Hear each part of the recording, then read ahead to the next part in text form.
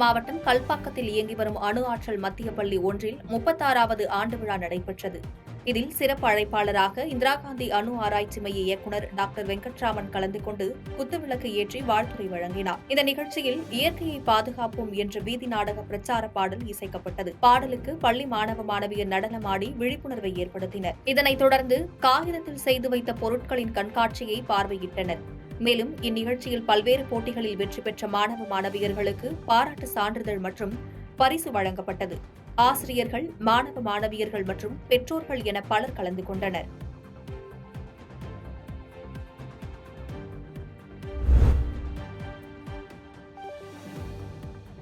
திருவண்ணாமலை மாவட்டம் ஆரணி அருகே புதுப்பாளையம் கிராமத்தை சேர்ந்தவர் தினேஷ்.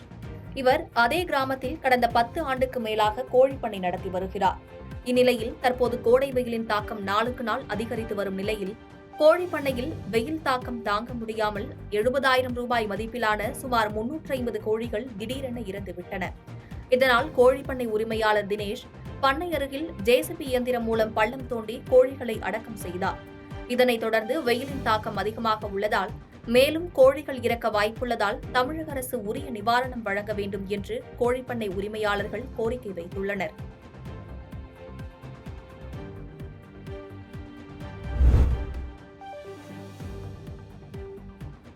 கன்னியாகுமரி மாவட்டம் நாகர்கோவிலில் மாநகராட்சிக்கு சொந்தமான கிறிஸ்டோபர் பேருந்து நிலையம் உள்ளது.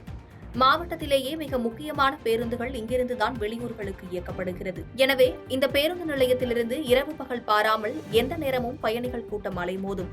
ஆனால் இந்த பேருந்து நிலையத்தில் அடிப்படை வசதிகள் எதுவும் மாநகராட்சி நிர்வாகம் சார்பில் செய்யப்படவில்லை என்ற குற்றச்சாட்டு இருந்து வருகிறது. அதிலும் குறிப்பாக கோடை காலத்தில் குடிநீர் வசதி கூட மாநகராட்சி நிர்வாகம் செய்யவில்லை. அதே வேளையில் குடிநீர் குழாய்களில் இருந்து தண்ணீர் வீணாகி வருவதையும் மாநகராட்சி நிர்வாகம் கண்டுகொள்ளவில்லை. தனியார் கடையில் உள்ள பாட்டில் நீரை மக்கள் வாங்கி செல்ல கடைக்காரர்களுக்கு ஆதரவாக மாநகராட்சி நிர்வாகம் செயல்படுவதாக பேருந்து நிலையம் வந்து செல்லும் பயணிகள் புலம்பி செல்கின்றனர்.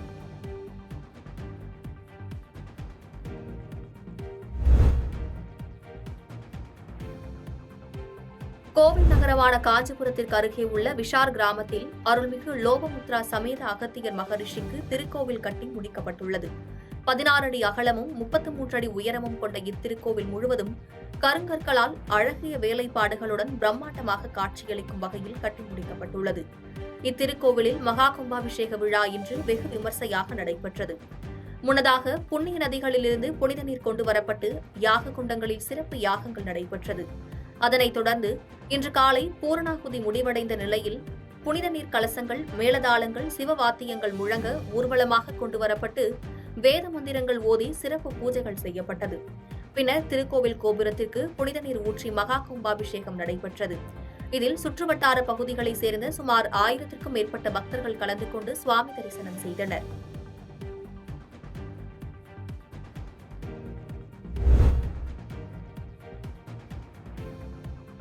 தூத்துக்குடி மாவட்டம் கோவில்பட்டி பாரதி நகர் பகுதியில் அமைந்துள்ள வாரியர் வாலிபால் கிளப்பில் மாணவ மாணவிகளுக்கான கோடைக்கால வாலிபால் பயிற்சி முகாம் துவங்கியது. இந்த பயிற்சி முகாமை சர்வதேச வாலிபால் நடுவர் சீனிவாசன் கலந்து கொண்டு துவக்கி வைத்தார். இந்த கோடைக்கால பயிற்சி முகாமில் 30க்கும் மேற்பட்ட மாணவ மாணவிகள் ஆர்வத்துடன் கலந்து கொண்டனர். பயிற்சியில் கலந்து கொள்ளும் மாணவிகளுக்கு தினமும் காலை மாலை என இருவேளையும் சத்தான உணவுகள், பால், முட்டை ஆகியவை வழங்கப்படுகிறது. இந்த பயிற்சியை வாலிபால் பயிற்சியாளர்கள் செல்வம் மற்றும் சூசை மாணிக்கம் ஆகியோர் வழங்கினர். பாதகம் செய்பவரை கண்டால் நாம் பயங்கொள்ளலாகாது பாப்பா, மோதி மிதித்து விடு பாப்பா, அவர் முகத்தில் உமிழ்ந்து விடு பாப்பா. அண்மை செய்திகளை உடனுக்குடன் தெரிந்து கொள்ள இணைந்திருங்கள் இயம்நாடு தொலைக்காட்சியுடன்.